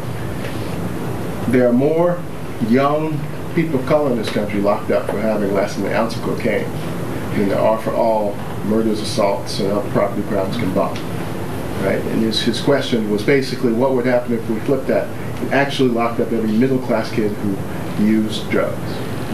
Right? Overnight, the system would flip entirely. The children know this. The adults in this community know this. It's going to be important to sort of work through how we're going to have this conversation, make sure that we're not selling these children a bill of goods that they have already pierced the veil through. I saw Ned first, and then some. No, go ahead. Oh, I'm just wondering, what's the breakdown of this officer's time going to be like? Because it seems to me as if there's a lot that's going to be on his or her plate. Everything from checking in on the bridge and monitoring traffic to communicating with the leaders in the school, and then just being a presence there for students to talk to. So what are they going to spend the majority of their time doing? So based on the individual that we hire, right, it would be a conversation that we would need to have based on our priorities. Our priorities at the high school change every day. When it comes to safety in terms of the building. There are some days where we get all the hall assistants together and the administrative team together and we say this is how we're going to respond to a situation that we've been made aware of. There are some days where it's pretty peaceful. So depending on the day and depending on the information that we receive, we respond differently and we move pretty quickly to secure the building and to keep the students safe. But there are some constants, right? Lunch is a constant. Right? There are always going to be about 400 kids in the cafeteria during the lunch period. Dismissal is a constant. That's always going to occur, right, at 3:32. The morning in the bridge is always going to happen in the morning at the bridge. So there are some constants, right, that we know and that we're aware of. There's also some educative pieces, right? So maybe being involved in a health class, and talking to students about different legalities and different things that occur. That they have institutional knowledge of that we can bring in. Joining an after-school club or activity where kids are discussing different types of behaviors or concerns that they might have. Coming to a site-based council meeting and sharing some concerns. So there's all different variables that we can see their time being encumbered, but there are some staples to a day, and there's always the challenge that we face based on the information that we receive. Go ahead. So I guess part of my hesitancy about this idea is I haven't yet been convinced that, at least in my mind, such an extreme or not extreme but serious action as bringing a police officer into a school. I haven't been convinced that we've shown the need for that. This is not kind of lean on me, Joe Clark in Newark situation where I could see all this, the benefits of having that. It's force, it's law enforcement. At the end of the day, we haven't discussed what weapons this person may or may not be carrying, but a lot of what was expressed by the teachers and it's kind of, you didn't mention it, but I think it's behind a lot of that is that this person brings authority which is based in the use of force. The teachers made a few assumptions that are not actually correct in real life. Just as a student can ignore a teacher's authority. In my life as a defense attorney and criminal work, I've seen that officers are often ignored. There's resisting arrest. There's and when that happens, what the officer then relies on is they start with kind of verbal, and then it goes to taser, then it goes to nightstick, then it goes to ultimately their firearm. So the idea that just an officer comes in the scene and says, "Everyone quiet down," sometimes people don't quiet down. In my life, it's been drugs and alcohol, or just people who are excited and agitated teenagers who don't respond to those kind of commands. So I'm not sure that the teachers will get the reaction of, "Hey, officer, so-and-so said freeze or leave the room," and that teen's not going to mouth off to that officer, and then what happens? The officer then has to be trained to deal with that, and officer's training is, how do I apply an arm bar to this person to remove him from the situation? So I'm just not sure that the teacher's expectation that having this person have this authority and make the command will result in, I better not do that. It may result in the exact opposite. Who are you to tell me this? Well, I'll show my teenage friends how tough I am by standing up to this officer, make the officer respond, and you talk about violence. I don't think any one of our teachers want to see violence imposed on one of our students, because that's also traumatic as well. So if I had the sense that our buildings were totally out of control, then I'd say we need that type of physical force to impose control. But what I'm hearing is in fact the opposite, that with your new plan, our numbers are going down. Correct. And those things don't involve the use of physical force, they involve relationships and a lot of stuff you're expecting this officer to do. So that's kind of where I am at this. I haven't been convinced that the need is there. The second thing, I don't want to give you a whole bunch, but the second thing is it's a little more complicated when we talk about the officer's interaction with school law and their discretion. An officer can have discretion to prosecute on speeding tickets, various matters. We've all been let off of speeding tickets and other traffic infractions. When they're the complainant, right? When they're the one observing the infraction. But if I steal Brad's iPad and he's the complainant, the officer has no discretion. The officer takes a complaint. Brad says, I had my iPad stolen. Officer has an obligation, to do what the citizen wants, take the complaint, find the property, and then it goes to the district attorney's office. And I haven't heard any conversations about, how behavior by young people will or will not be criminalized. We may, in fact, say, you know what, kid has weed, send him over to city court and prosecute him and let the DA's office handle it. Or we may have an understanding that, no, the DA's office is going to handle this appropriately using the youthful offender, law, and, so that's a, but the officer's discretion to kind of look the other way or handle it different with high schoolers is only, it's not absolute in that. So your comments raise 2 points in my mind, right? So I'd like to respond to each, because this is not about us responding to a violent situation, right? Ithaca High School is not a violent place. But when we do talk to law enforcement and we do talk to people who help us with our schools, unfortunately our high school fits the profile where a lot of school issues take place with mass casualties resulting, right? They're usually suburban, white, predominantly white, middle-class neighborhoods with campus-style settings. And I am charged with keeping the students and staff of this high school safe. And I will tell you, with 144 doors and 11 buildings and no access to communicate in real time with our first responders, I have difficulty sleeping at night, right? That is a real concern to me. Where there is no stopgap and you can come in through a variety of doors and be in my building, where I am charged with keeping everyone safe, I have some real difficulty. So no, one person is not a panacea, right? One person is not a cure-all.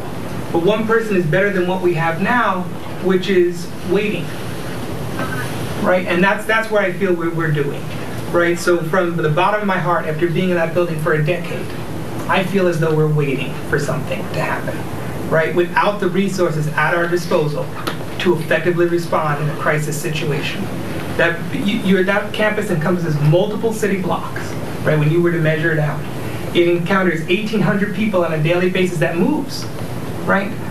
Kids come in, kids come off. They come from buses. They come from different places of that campus. It is a moving, thriving, organic place. We don't want to throw the school into lockdown. We don't want to create a situation where kids don't feel as though they can come and go. We don't want to close off those boundaries and our outside community partners. We want to keep the campus as open, as accessible as we possibly can. But when the situations occur where your building administration is concerned, legitimately concerned about the safety and welfare of its students, this seems like a prudent and responsive step to take. I've worked with the superintendent. Other than kind of the general, that we fit the description of a district that has a mass shooting, what's your basis to make the district somehow at risk? This is my key ring for the 144 doors. Lock it down. And I'm the only one who has the keys. And the school resource officer does what to lock those doors quicker? Well, we can get them keys, we can be more dexterous, we can dispatch, we can have them look at our safety plan. Well, why aren't you making an argument for us to add money as part of our bond project for an electronic door locking system that, awesome. I mean, that's right. You see, like, you just identified a problem that, has a hardware fix as opposed to police in the school. So I just, and there were a lot of things you identified that if we need to be able to open and close our doors, this position doesn't necessarily offer the best solution for that. But there's also, so this is a January to June, is what we're looking at the moment, position. In January to June, we can do a lot. We can look at our safe school plan. And with the help of an everyday presence of law enforcement, we can really start to evaluate, what does it mean to have Q building on campus? What does it mean to have an expanded A building on campus? What does that mean in terms of how we respond? As we grow and build programs after school, what does that look like? When you don't have a full contingent of administrators who have keys on campus. Can we hire a consultant to do that? Someone who actually does security work throughout the nation instead of an officer who's trained to patrol? And I mean, why wouldn't a consultant who does this for a living and has seen various districts and buildings and knows expertise? I mean, why would we ask an officer who's trained in a... Yeah. Because I think it goes back into the relationship, right? So I will give you 2 examples, right, from my own personal story. So my brother's a cop. He's a cop in North Brooklyn in the 7-5 precinct in Brownsville, in New York City, right? So on the one hand, I have very good feelings towards cops because my brother's a cop, and I respect my brother. I think he does a good job. At the same time, growing up, I was a victim of domestic violence at home. My father was, erroneously arrested for raping a woman. So I also have some pretty negative interactions. My father also killed himself with a drug overdose. So I have some pretty negative interactions with cops that come from my childhood. I think there's a balancing act that comes from experience, from knowledge, from being in relationships, from being able to kind of interface with them and see both sides of the coin. And so when the only time you experience a police officer is when the negative interaction occurs, that's not good for the future of a community. That's not good for teaching kids positive behavior. That's not good for teaching kids how to really build some relationships with folks who are elements of their community. And so by bringing them into school, which is a safe and trusted space, and show that there's some positive sides, also career exploration, right, to kind of see the different things, whether it ties to forensic science, whether it ties to criminology, whether it ties to kind of thinking critically about what type of math skills would you need to kind of take a career in law enforcement. There are different avenues and venues where we can piece together a partnership and relationship that gets kids to see things dramatically differently. So I think there's both a good and bad that can come with it, but it's how you manage it, and it's what you do with the resources at your disposal. And if we're charged with keeping kids safe, and at the same time building a world-class educational program, I believe, personally, this is a critical element in doing that. Mike first, then here. Well, I would just, the question's been asked twice already about whether they'll be uniform and what weapons they'll be carrying. I think, that's a discussion that should be had with community members as well as students in terms of what people really feel comfortable with. I also think your point about, a lot of students do see police officers in a negative way, and I think having a police officer in the school from a student perspective, having positive interactions with this person can help shed a better light on this profession, the people who work in it. And for the rest of students' lives, we're going to have to deal with police officers. It's going to happen positive ways and negative ways, and having that positive experience, hopefully, dealing with one, I think would be beneficial to students. And we have 2 people with law degrees in the room, and maybe. So I don't know. Is there ever a situation where a police officer is required to place someone under arrest? If they find stolen property, are they required to arrest that person, or are they allowed to use their discretion and hand it over to the school authorities? I don't know how that works. Don't assume that there's some bright line in the sand. I mean, a lot of it is discretion, but Seth made the critical point that if there is an external party saying that I have been wrong, then there's a different set of mechanics that takes over, and the state gets involved. And none of us can avoid the state, right? Death and taxes. But I'm actually going to do something you probably didn't expect me to do, which is to support the idea again. And to Seth's point, I'm the only one at this table whose wife has actually done this job, right? And I've seen her, and the entire community has seen the benefits she brings in her role as a community police officer. She significantly enhanced every area in which she's worked, right? And we have more children in that high school than who actually live in some of the entire communities that she's worked with. So I understand the benefit that having a community-oriented police officer can bring to the district, and that wasn't my point. My point is, I haven't been convinced that we actually have the that we've thought through enough to make this work, right? So that's a very practical concern, and we've discussed that before, because to get the right person, they're going to have to go to training. They're going to be able to see warts, right? We're going to be able to see the city's warts, and it could become a different kind of relationship very quickly if they begin to see that you are playing favorites, right? Along the fault lines that we communicated about. So I'm for the idea, 100%. I think it could be an extremely beneficial thing to have young people begin to have somebody they can bounce penal law off of, right? How do I actually accomplish this? How did you discipline yourself and get to this position? All that has a potential to be fantastic. I just need to see it. Just need to walk the walk a little further towards faith. I mean, again, that's career day, right? Come and tell us how you want to be a police officer, detective. That's a police athletic league in New York City. It was they build relationships with people outside of the context of, there's many different ways to accomplish everything on your list besides a patrol set up at our high school. So when you hired me, you asked me to be bold, you asked me to be decisive, you asked me to be now. I believe this is a bold and decisive step to protect the safety and security of our students, and I'm asking for it now because it's what we need right now. If you give me 6 months with this person and I come back and say, this is actually not what I need, but I actually do need the consultant, I will come back and I will admit that to you openly.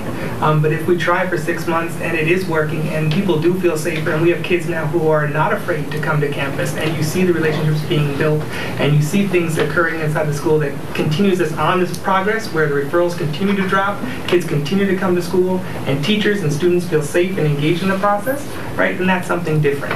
But unless I ask for it, and unless I really believe in it, right, I wouldn't be here.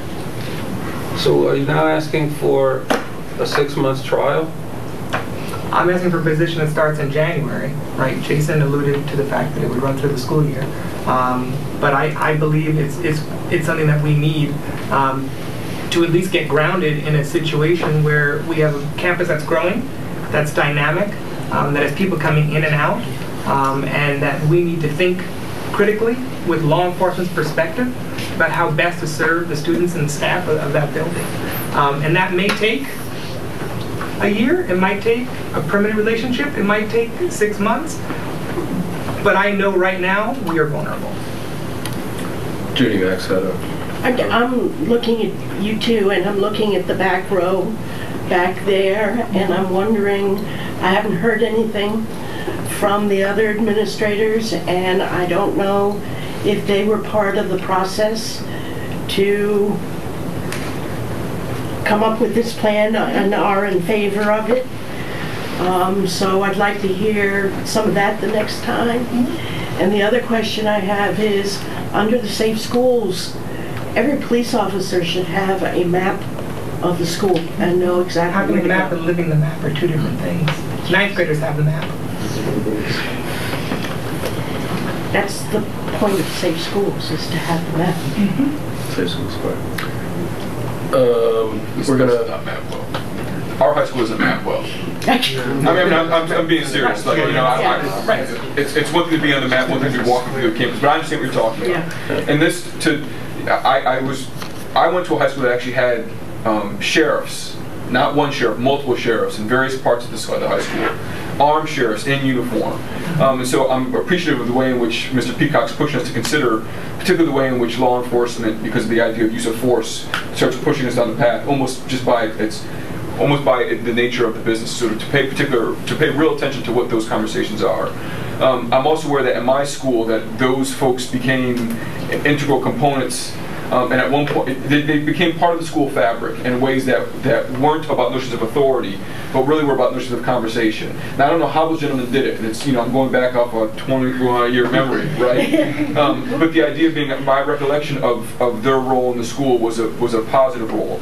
I still have my concerns and reservations, particularly given the role of police enforcement and particular communities and the ways in which it's been happening. But I'm intrigued enough by the possibility or the idea to see what it looks like and plays out with the understanding that we might come back to it. Doesn't mean that we do it without having those conversations, those questions first. But it doesn't. It's not an automatic I've seen it work, is what I'm trying to say. I've seen it work effectively. Coming from Noah. Just to voice my opinion about this, I feel like this is a really good plan for Ithaca High School. And it would be extremely beneficial if there was a school resource officer here. And I'd just like to give an example why. In the mornings, I have a 0 period class. I'm usually at the high school by about 6:45. I'm usually out by about 7. So give or take, it's about 12 hours every single day that I'm here. So in the mornings before school actually starts, and in the afternoons when the school is over, you know, students are out. It's a really good environment. You know, the students that are there, they're really positive students. They're looking forward to their classes. You know, they're looking forward to all of the extracurricular activities that they're involved in, which there are many.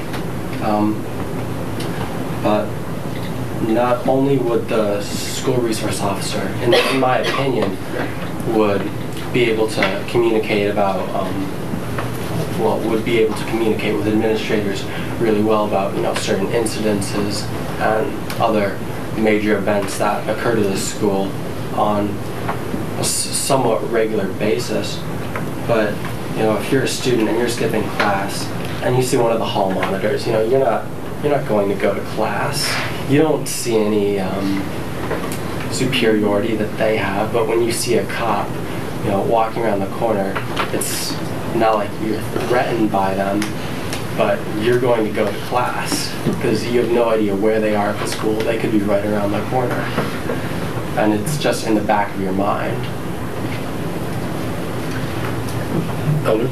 Just want to ask a question to someone else who hasn't spoken, if that's okay. Samantha, how many days, not just my wife, how many days in a typical week do you have an officer show up in the high school? It varies, but it's probably 3 to 5 times in a week.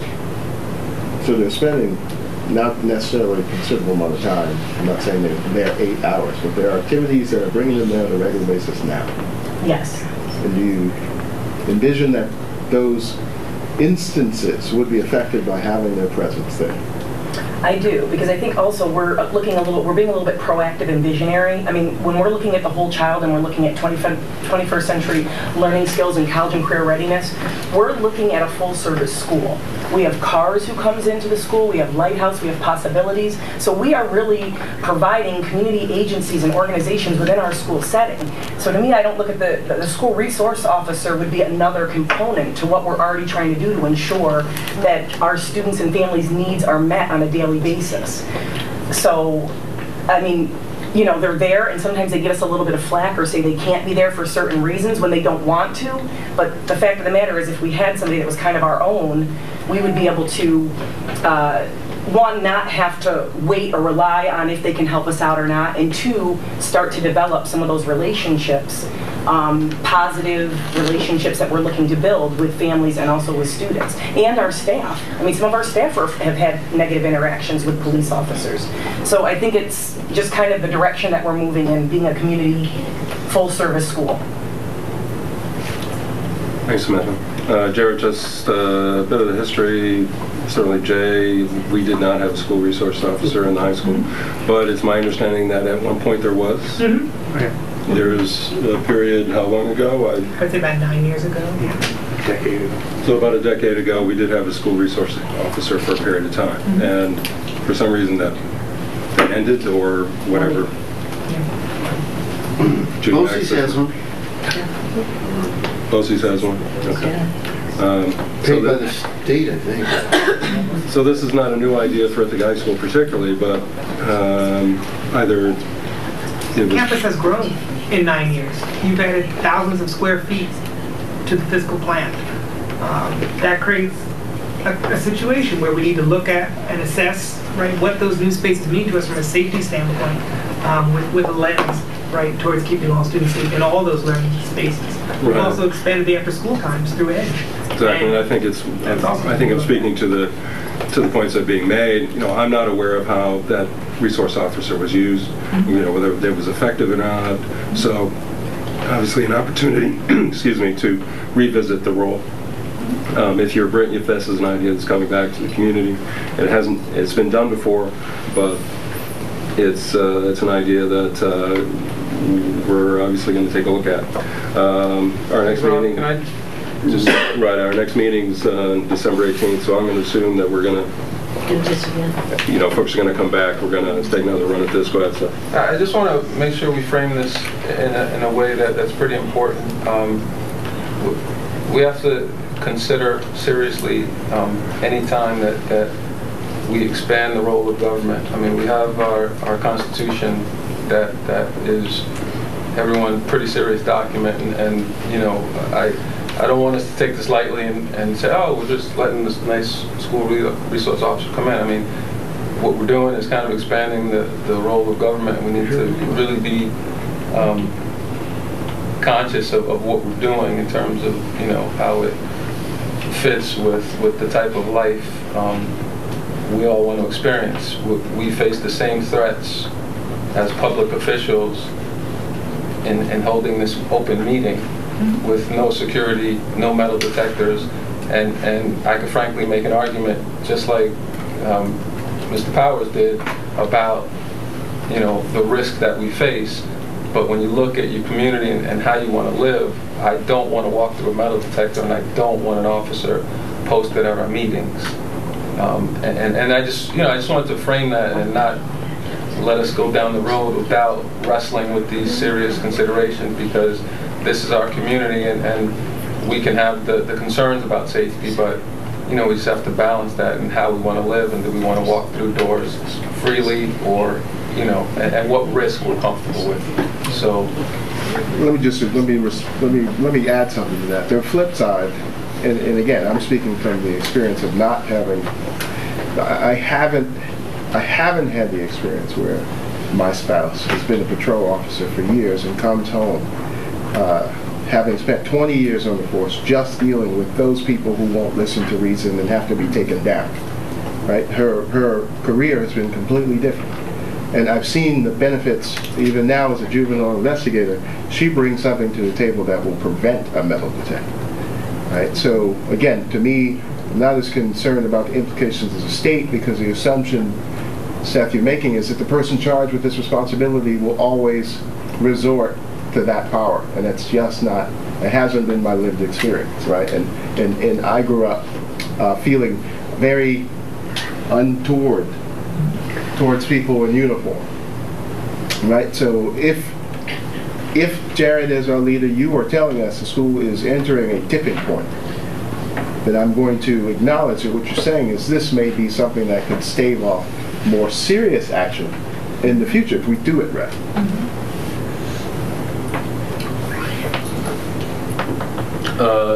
Mike's going to have the last word. Okay. I just wanted to, when I was a freshman at Ithaca, I woke up and my parents were sort of looking concerned, and I asked them what was up, and they told me that someone had left a message on the answering machine overnight. And it was sort of like a threatening message, saying, apparently you can do these things on the internet, you put in the number, you record something, and I don't really know how it works. But they were concerned because people had made threats, which, high school I didn't really take seriously. It wasn't a big deal, but they felt it necessary to, contact the police department. So 2 officers came out and, they listened to the message and took it down. And, there wasn't anyone at school that knew what was going on. I didn't really feel like I was in any particular danger, so I didn't tell anyone. But, looking back, it was a threatening message, and I can understand why my parents were concerned, definitely, whatever. So having that person there that would have been able to talk, would have had that knowledge, would have been alerted to that, and then would have helped, me or a similar student deal with it, the administration would have known. I feel like that's really the preventive measures that, we're talking about in terms of, keeping from a more serious situation in which, I had been assaulted or something as per that measure, as that message. So, I think the preventive side of it really does allow less intrusion instead of more. Thanks, Mike. We're gonna wrap it up for now, and we're gonna come back in 2 weeks and discuss and answer some of the questions that have been raised, or well, address some of the questions that have been raised, and have more discussion, and get hopefully a better idea of what this is going to look like. And Jared, we're also going to have to hear about, I assume these are resources, monetary resources from the high school, a part of your budget that's going to this, as opposed to the greater budget. So we'll right, and so we want to obviously just address that as well, if you're looking for things to add to the discussion. So thank you, Jared. Thank you, Jason. Thank you, high school team. And we're going to finish up with metrics. And we're going to take 5 as we switch. And so we can grab a drink, stretch, and we'll be back for our last section.